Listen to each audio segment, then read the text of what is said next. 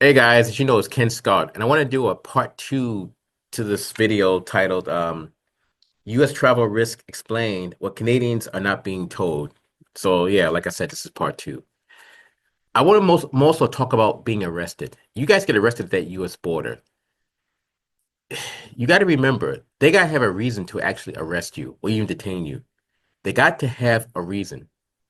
If you got 100 kilos or even 1 kilo or 1,000 kilos in your trunk, you're going to be caught and arrested.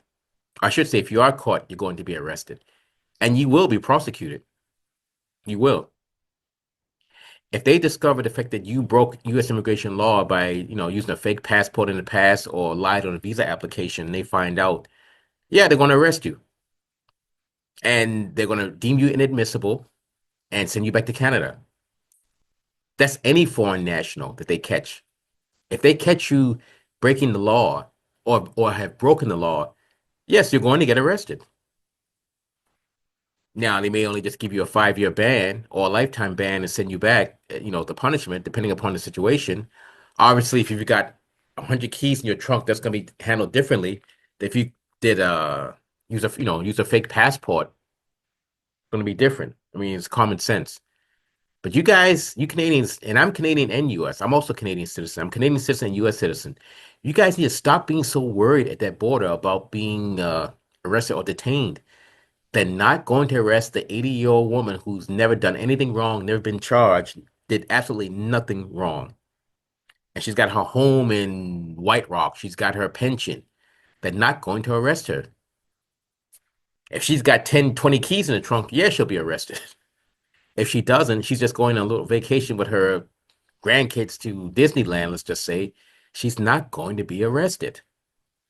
So stop believing this leftist mainstream media crap where the way they imply that every single citizen, person entering the USA is going to be detained, arrested, or have their phone searched. That's straight bullshit. That's not even the case. I've went down, they haven't searched my phone. I'm Canadian and US citizen. I'm both. The most the guard has done to me is seize my grapes. And that's fine. It is what it is. Same thing another time I went down. This is all in 2025 now, I'm talking. I'm talking this year. The other time I went down and I basically had to take some documents down to Bellingham to get notarized for a business that I'm going to start in Estonia. And my lawyer there needed these documents notarized. So I took them down to notary.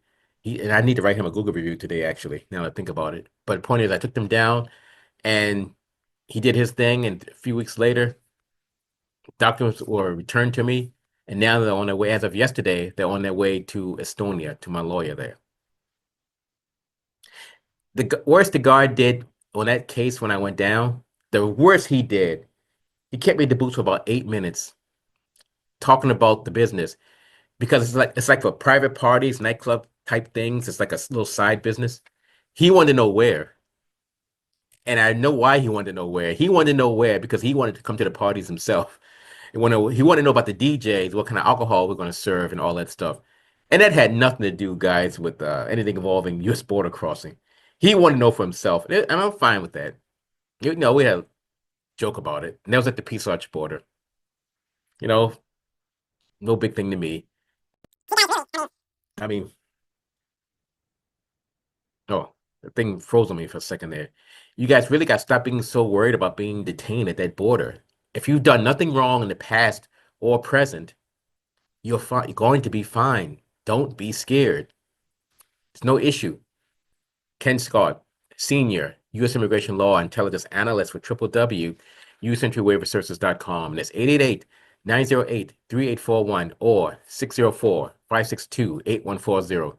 Me being a former federal officer and a former law enforcement officer and trainer when I was in Washington State has given us the resources in order to get you guys cleared to enter the USA.